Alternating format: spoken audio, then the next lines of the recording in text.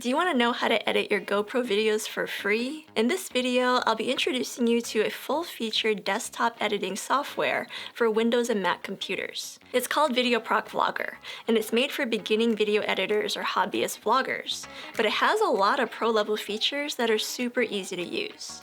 In this video, I'll show you how I make basic adjustments to my GoPro videos and highlight two key features that are pretty painstaking to do in normal video editing software, but they're super quick and easy in this software. So the first thing I do is open up the program and create a new project. This is where you get to name it, as well as decide where it gets saved and declare its resolution and its frame rate. Next, I import my footage, and how I like to do it is drag and drop everything into the timeline next, so here I can see it all visually. I then play back my footage to review it and trim out the parts that I don't want by using the split tool, or dragging one end of the clip to trim. On the right-hand panel, there are some tools where I can do some basic adjustments to exposure, contrast, and saturation. Or I can open up the color editing page for more manual adjustments, or use the built-in LUTs. So this is the first cool feature about VideoProc Vlogger. It has 3D LUTs and over 90 color filters built into the software, so it helps you make really fast and easy color adjustments. And my secret is that whenever I apply a LUT, I almost always adjust the intensity. I find that it gives it a more natural look to my footage, so I very rarely leave it at 100% intensity. I also make some more manual adjustments as needed because, again, I'm going for a pretty natural look in my videos. Back to the right-hand panel, the next thing I do is go to lens distortion correction.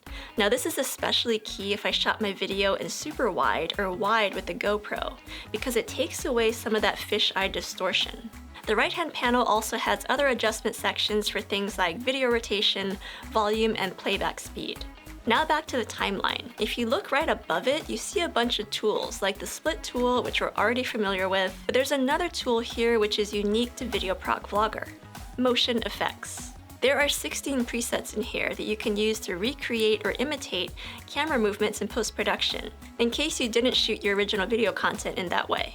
But the feature that I like and use a lot is motion crop, which helps you make multiple versions of your videos in different aspect ratios. Lately, I've been focusing a lot of my creative effort on making YouTube Shorts and Instagram Reels. And instead of recording entirely new content, I'm actually recycling some of my old horizontal video content.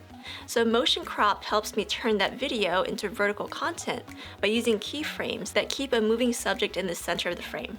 Anyway, many of these motion effects would be really hard to do in other video editing platforms. But this leads me to another important point. You can use any type of camera footage with VideoProc Vlogger, such as an action camera, mirrorless camera, or a drone. But if you are using a GoPro, there's another software called VideoProc Converter that you can use to do things like stabilize, compress, and do light edits to your GoPro footage in particular. So you might want to check that one out if you're shooting with a GoPro. So back to VideoProc Vlogger. After I'm done making my basic cuts and edits to my video, I also throw in some transitions and title effects. Now I try to keep these to a minimum, especially for my travel vlogs, but I do find that I tend to use them at the beginning and the end of a scene. Anyway, that is my very brief introduction to VideoProc Vlogger. There's even more that you can do, such as advanced audio editing and speed ramping. It's crazy how many features are packed into it, considering it's a totally free product. But personally, I found it very intuitive to use, and so I hope this gives you some encouragement to try it out the next time you're making your GoPro videos. Thanks for watching, and I will see you in the next video.